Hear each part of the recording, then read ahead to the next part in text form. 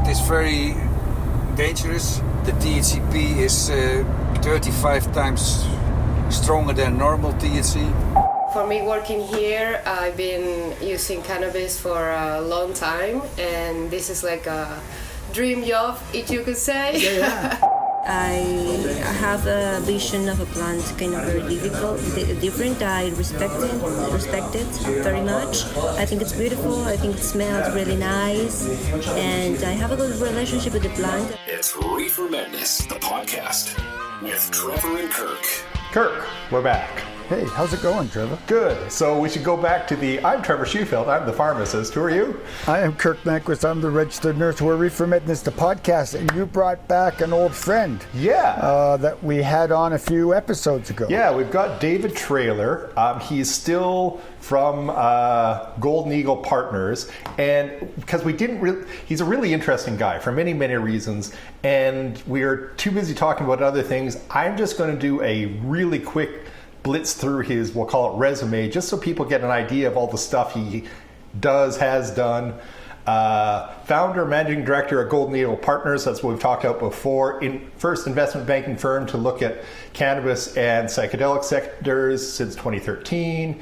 Chief business officer for Cerna, one of the first public companies in the world in cannabis. He was managing director, senior VP, senior associate at some other investment banks, looking at life science, healthcare. During his banking stuff, he looked after public biotech, medical devices. He had 15 years actually in biotech companies before that. Because everyone's got to have a really interesting thing in the backstory. He was actually a professional lacrosse player back in the late 80s. And lest you think he's just a jock, David got degrees in biochemistry, molecular and cellular and developmental biology, and he has an inventor and patents, inventor on 3 issued U.S. patents. So he's done a lot both in biotech and in, we'll call it the investment banking world, and has sort of specialized in cannabis and psychedelics for the last 10 plus years. But today we're bringing him in on something called Skunk Works, one of sort of his latest projects. We'll let him explain that. But any other things we need to talk about, David, on the front end? Yeah, no, I don't think so, Trevor. I think let's just jump into listening to the conversation. You guys are sort of, again, having a discussion. You go pretty much all over the place. And a lot of the things that he mentioned really came in the last 5 or 10 minutes of your conversation that I think I want to talk about. But let's just go into it and see where it takes you. Hi, David. Thanks for being on the podcast again. And tell us a little bit about Golden Eagle and cannabis and investments going on lately. Yeah, thanks, Trevor, and thanks, everybody, for listening. And yeah, we founded Golden Eagle Partners. We had our 12th anniversary for North American cannabis last December. Couple months ago now. I can't believe how quickly it's going. And then we had our 10th anniversary for international cannabis just last month in January, and our 5th anniversary for psychedelics. And this is all for Golden Eagle Partners. So we're certainly one of the first investment banks to do cannabis and work in psychedelics. And as you pointed out, yeah, the last few years have not been easy. As a matter of fact, most of our competition in the investment banking side have exited. I think the main guy that we knew who was global head of cannabis at Canna-curious is no longer doing cannabis, at least the last time we checked a couple months ago. Certainly Cantor Fitzgerald isn't doing it anymore, and Cowan's out of it mainly because TD bought him out, right, from Canada and didn't want anything to do with it. Roth Capital's out of it, so maybe they're smarter than we are. Well, obviously we're biased, and so is our audience, but we think cannabis is still an exciting place for people to be involved in. So hopefully you're on the right side and they're on the wrong. Right. Well, I mean, the one thing, and this gets kind of on the way to, I guess, a good segue onto the Skunk Works, is the fact that there's been very little active capital in the space. A lot of the capital went in to some of these public companies in 2018, 2019, whether they're in Canada, US, wherever. And then, as those valuations have stayed pretty low. And as a result, a lot of these funds that put money in haven't been able to exit a lot of their investments. And and you really need to exit and have some pretty good returns to be able to raise another fund, right? And so capital's been pretty problematic in cannabis. And I should have started off this, by the way, too, Trevor, that being a biochemist, to me, cannabis is the genus, which it is. And so I don't like to refer to marijuana as cannabis and cannabis marijuana. To us, cannabis is a genus. So that's the large category. And underneath that, we have THC plus, or people call that marijuana, and THC minus, or people call that hemp, or something in between, where you do certainly have products, THC plus and THC minus, where you have a D9 product with a CBD product, right? That, for example. Yeah, and we've mentioned before, we really like your nomenclature, the THC plus, THC minus. That's come up more than once. Remember what David Traylor, because it's a nice way to explain it to other people. Like you said, people get hung up on the word marijuana and hemp, and THC plus and THC minus is straightforward and easy to understand. Well, yeah, the other thing about it, if you really get down to this before I jump into the talking about Skunk Works, is the fact that if you look at the scheduling, I mean, that whole thing down here in the US and the scheduling is FUBAR, is wrong. And the reason being is, and we looked at this just in December, so it's pretty up to date in the last month or two.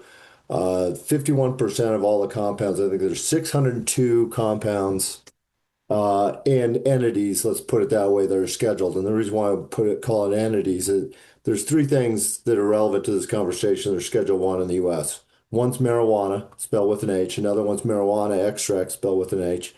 And then the third one is tetrahydrocannabinols. And so, frankly, everything else on these lists, scheduled lists, Trevor, are compounds. Marijuana is not a compound, right? So they really should just deschedule marijuana, deschedule marijuana extracts, and then reschedule tetrahydrocannabinols to Schedule 3. But I don't hear anybody talking about that. But there is inconsistencies in how they do it. But getting back to the capital, I mean, we're looking around, couldn't find capital here. You and I have met in San Diego, but we've been to Europe. We've talked in Davos, Dubai, Berlin, Frankfurt, certainly in Toronto 3 times, and Grand Cayman. But the thing is, trying to find capital has always been really tough the last 3 or 4 years. And so Matt Doherty and I, who works with me at Golden Eagle Partners, have been reaching out to a lot of these big companies because we know they're looking at the space, whether it's a Nestle or a 3M or a Dow or a PepsiCo, right, or a L'Oreal, or a Red Bull, right? It goes across all these spectrums, all these industries, because they see the opportunity with these natural compounds. And the problem is, Trevor, when we reach out to these companies, they're looking at, but they won't admit it publicly due to a lot of the stigmas and the misinformation and everything else. And so we're thinking, well, how do we crack this code? And so last July, we came with an idea. I've read the book, and actually the book is here. If anybody ever wants to read it, it's a fabulous book called Skunk Works. And it's about the Lockheed plant in Palmdale, California. They came up with some very innovative airframes. Excuse me, the SR-71, 117 Blackbird. Excuse me, not the 117 Blackbird, the Nighthawk, the stealth fighter. And so Skunk Works has become synonymous with secret innovation. So our thought was, okay, we established Skunk Works Nature, and we've also been using AI for over 3 years. So now we are also integrating AI. So Skunk Works Nature AI is this new company, and the idea is to go to these companies and say, hey, you can waste a lot of time and money to try to innovate around these natural compounds, or you can come to us. And if we don't have the answer, which we may not, whether that question is, too, whether the question is regulatory, scientific, biological, maybe chemistry, regulation, government, across this whole spectrum, they can come to us. If we don't have the answer, we have this really nice Rolodex we've generated over the last 12 plus years, right? So we can go to those people, and the idea is that we get paid by these big companies to help them strategize and innovate on these natural compounds, not just cannabinoids, but all kinds of natural compounds. Yeah, and you shared a little bit of that to me ahead of time, and I mentioned, but I got to mention again. Growing up, the SR-71 Blackbird was my favorite plane I ever read about.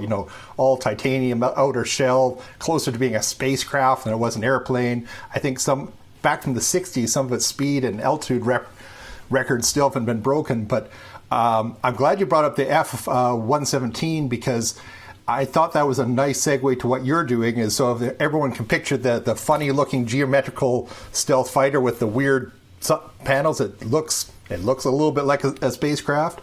Well, I'd heard recently that the big difference between why it looks all angular and the newer generation, the B-2 bomber and some of the F-35s, which are smooth, is computer power. When the F-117 came out, they couldn't do the math to make all the radar reflections smooth, and now they have strong enough computers to do that, which segues nicely into you guys using AI to get more natural products into these big companies, into, we'll use Red Bull, into a Red Bull product. So I thought that was another good reason why Skunk Works is a cool name that you picked. Well, thanks. Well, the other thing, just a little anecdote from this book. One thing that's really interesting is the CIA did set up this fake company because we didn't have all the metals needed to make the SR-71. A lot of them were in Russia. So the CIA set up a fake company to get so the SR-71s are built with some minerals from Russia, if you can believe that. The other thing that's interesting about that is the 117, they got the idea with stealth. There's a Russian scientist who came up with the original idea and wrote a paper on it. Nobody really read it, and the guys at Lockheed found that paper. So Russia has had quite a lot to do with those two airplanes, actually. So, but yeah, I mean, getting back to the compounds, I mean, for example, alkaloids are fascinating, right? I mean, if you know of two more compounds other than caffeine and nicotine that have made more money for mankind going back ages and, millennia, let me know. But nicotine's an alkaloid, caffeine's an alkaloid, cocaine is an alkaloid, and also ibogaine and psilocybin and psilocin are alkaloids. So, yeah, you have this, and that's kind of what we're trying to do too, is the fact that what we're saying, and you have like gummies. Here's an interesting example where they're starting to put 4 or 5 cannabinoids into a form factor like a gummy or even some of these beverages. And we don't know what a lot of these molecules do by themselves, much less together. And so that's kind of really what we're trying to do with Skunk Works Nature AI, is to try to find the science and use biotech and hardcore science and stringent science to really kind of make products that do specific functional things. And that's why you and I continue to talk, Trevor, because that's right up your alley. Absolutely. And again, we'll keep, it's not a plug for Red Bull, but if Red Bull wants to sponsor this episode, they can. But that was sort of Red Bull's inception, is they went and found taurine, which is kind of sort of a, what we'll call it, caffeine booster. So, and they like taurine, they like the actual picture of a bull, and that is kind of the genesis of where Red Bull came from. So Red Bull using, we'll call it natural products in is kind of the invention of the whole company. So you would think this, other alkaloids besides caffeine, possibly in a functional product, a health product, they shouldn't be the only big company out there interested in doing this kind of thing. Yeah. Well, and I mean, I've talked to some people too that they're looking at a lot of these compounds too for cosmetics, right? And improvement there. So, and that's the thing. Not to say that we have all the answers, but for example, we know a guy, Guillermo Moreno Sanz, who's out of Spain. He's an endocannabinoid system expert. There's all kinds of, and that's the crazy thing about it. If you think about it, like for example, I mentioned alkaloids. There's phenolics, or there's even polyphenols. There's cannabinoids, certainly, terpenoids, flavonoids, glycosides, all kinds of different compound classes.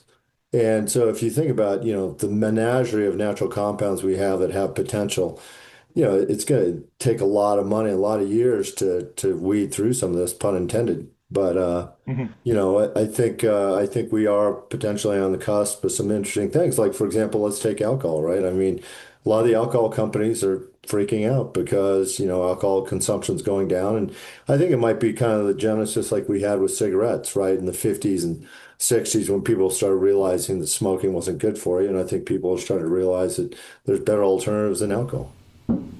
Yeah, absolutely. I'm sure it's similar south of the border, but we get reports here that the kids my generation and younger are literally drinking a whole lot less than my generation did, and some of them are going towards cannabis or other things, but it's just sort of a general thing, a general stigma, a general understanding that, alcohol is not good for you, let's do something else instead. So yeah, that seems to be a trend.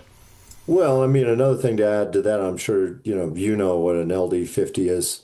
And I think I brought this up to actually a doctor a while ago, that LD50 stands for lethal dose 50, which is a way to standardize, the potency or lethality of a compound, right? Like phosgene or something like that, or chlorine. And as you know, ethanol does have, as we see a lot, unfortunately, with like fraternity hazing incidents, right? That alcohol does have a LD50, but marijuana, or sorry, THC plus, tetrahydrocannabinol does not. So I think there's a lot of interesting things. And the one thing too, to bring this up just out of the blue, there's a paper that I pulled up, and that they did a study of natural compounds versus like synthetic compounds that have run through clinical trials. And it's not rocket science, but it was interesting that they did realize that the toxicity profiles and the success of the natural compounds in toxicity tests were much higher success rates than the other compounds, right? Because they're natural. So natural compounds tend to be safer. Yeah, my co-host Kirk and I talk about this all the time. He nicely calls me a bit of a patsy for the pharmaceutical industry because of what I do, but all in good fun. But yeah, it is hard to argue that some of these things that, as you've mentioned, have been used for thousands of years, whether or not you think they have beneficial effects, they're definitely less toxic. We have, for some of them, thousands of years of anecdotes of people using them and not dying. Yeah, definitely. So I think, going into this year, one interesting anecdote too, we'll see where this goes. I mean, we're still just kind of new, and it takes some time to build a business. But, the interesting thing about this is pretty much everybody we've talked to that is, interested in, being a part of this, being a consultant, where, essentially we call them up and say, hey, we have these questions. And I should have made this more clear. Skunk Works Nature, what we'd end up doing is sterilizing our client's name.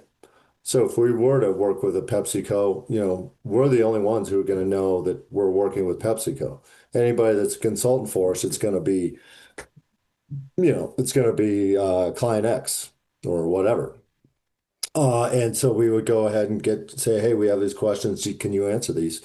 And I think we'll see. This year should be an interesting year. We'll figure out whether it's a business model that works or not. And I think that's really interesting and hopefully prescient is, take a political term, the plausible deniability. There will be big publicly traded companies that, their investors and others, advertisers, aren't going to like the fact that, maybe PepsiCo was, quote unquote, looking into marijuana. But, if they weren't, because, a arm's distance Skunk Works was looking into it for them, that kind of gives them plausible deniability while they're looking to see if they want to put this into something. Yeah. Yeah. Well, and the other thing that I should add too is that in being in these sectors, and you understand it too, for so long, that's the one thing about it too, is that these compounds are different. I mean, that's one of the problems, and I've heard this before when I talked to one of the guys that used to be one of the higher ups at Aurora a couple of weeks back. And, they had a lot of these big P&G companies and stuff come to their facility and talk to them, and none of them wanted to jump in because, oh, it's marijuana, right?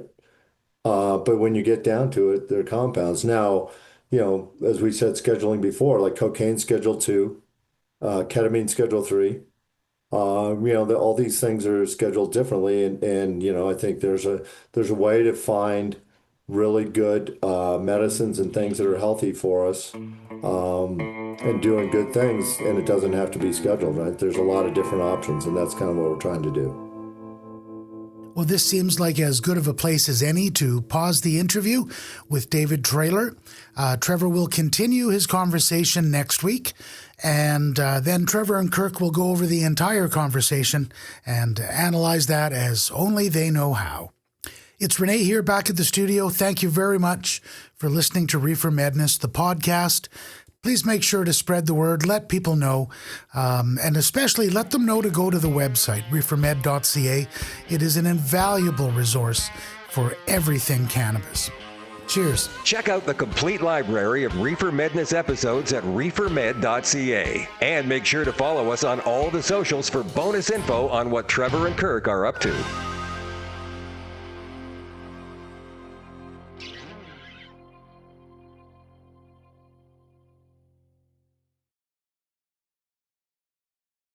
And now we don't usually sort of put this in time context for people because, who knows when they'll be listening to it. But Kirk, what literally just happened that kind of delayed our Zoom call?